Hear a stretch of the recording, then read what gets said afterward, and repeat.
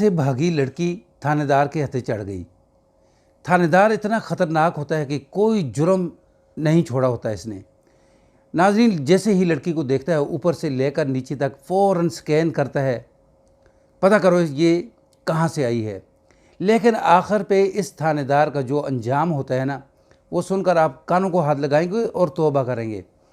अस्सलाम वालेकुम रहमतुल्लाहि व बरकातहू। मेरे मोअज़्ज़ज़ नाज़रीन कराम, सारे पुलिस जो है वो एक जैसी नहीं होती। जहाँ अच्छे होते हैं वहाँ बुरे भी होते हैं, लेकिन सब अच्छों को देखकर हम सबको अच्छा नहीं कह सकते, सब बुरों को देखकर हम सबको बुरा नहीं कह सकते।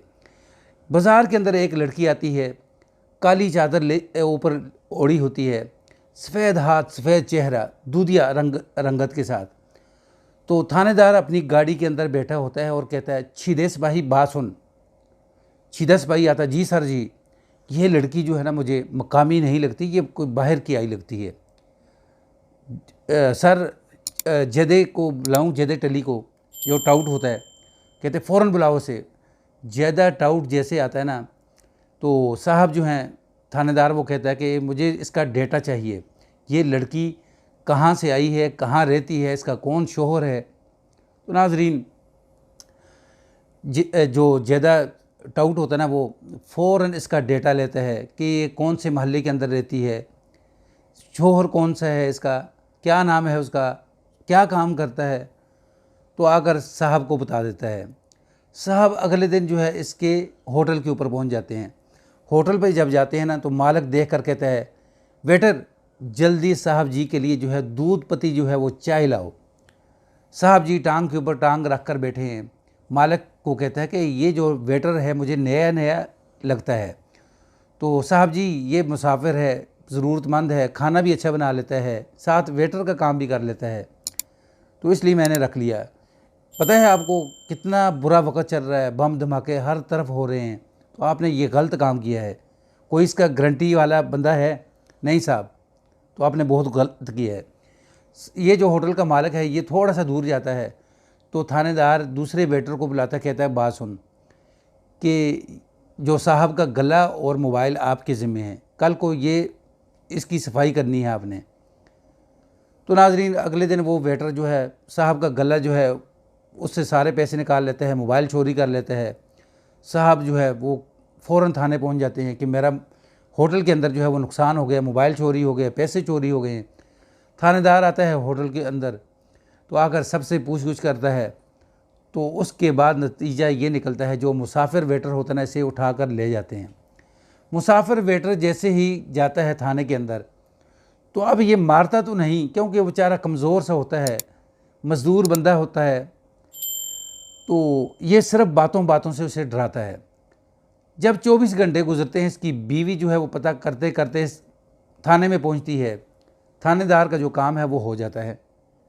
बीवी आकर थानेदार के पांव पकड़ती है कि साहब जी, हम गरीब लोग हैं, हमारे ऊपर कुछ नरमी करें, मुआफ़ी दें। लेकिन थानेदार जो है वो कहता नहीं, बीवी 50,000 रुपये लगेगा। तो बीवी कहती है कि जनाब वाला, हमारे पास तो खाने पीने के लिए कुछ नहीं है, ना हमारे पास घर के अंदर चारपाई हैं, ना हमारे पास बर्तन हैं, 50,000 रुपये मैं किधर से लाऊंगी। थानेदार कहता कि बस फिर उसके लिए एक बात मेरी माननी पड़ेगी। तो नाज़रीन, वो औरत मजबूर होती है। तो औरत कहती है कि मुझे क्या करना होगा। तो थानेदार कहता है कि आपने मेरे साथ वक़्त गुजारना है। तो अब मजबूर होकर वो बेचारी यानी इसके साथ वक़्त गुजारती है। जैसे ही 7 दिन गुजरते हैं, थानेदार जो है यानी इसके शोहर को रिहा करता है और कहता है मुबारक हो, यानी आपकी रिहाई का सामान हो चुका है।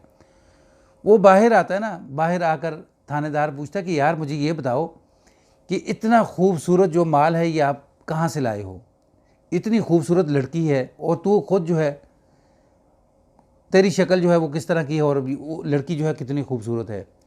तो वो कहता है कि साहब जी, दरअसल में बात ये है कि मैं नशा करता था, तो मेरे घर वालों ने मुझे धक्के मार के बाहर निकाल दिया, मैं भी फ़लाँ दरबार जो है उसके ऊपर जाकर बैठ गया। तो ये लड़की भी मजबूर थी, ये इसके घर वाले बहुत ज़्यादा गरीब थे, इसको खाना नहीं दे सकते थे, तो इसे भी धक्के मार के उन्होंने बाहर निकाल दिया और ऊपर से ये बीमार भी थी। तो जो बीमारी सुनता है ना थानेदार कि इसको बीमारी कौन सी थी, नाज़रीन फिर उसके बाद थानेदार का जो है हाल देखने वाला है। जैसे ही ये शख्स कहता है इसके साथ कोई शादी भी करने वाला नहीं था, क्योंकि इसको बीमारी ऐसी थी, वो मर्ज़ थी एड्स की। जैसे एड्स का नाम सुनता है ना, थानेदार जो है उसके पांव तले से ज़मीन खिसक जाती है। कहता कि मैंने 7 दिन ऐसी औरत के साथ गुजारे हैं जिसको एड्स की बीमारी है, बस अब तो मेरी खैर नहीं है। नाज़रीन, शोहर जो है वो कपड़े झाड़ता है और बाहर निकल जाता है। फिर उसके बाद कुछ वक्त गुजरता है, थानेदार ने जो जो जराइम किए होते हैं उसकी सज़ा उसे मिलना शुरू हो जाती है। थानेदार बीमार हो जाता है, यानी उसे भी एड्स की जो बीमारी है वो लग जाती है।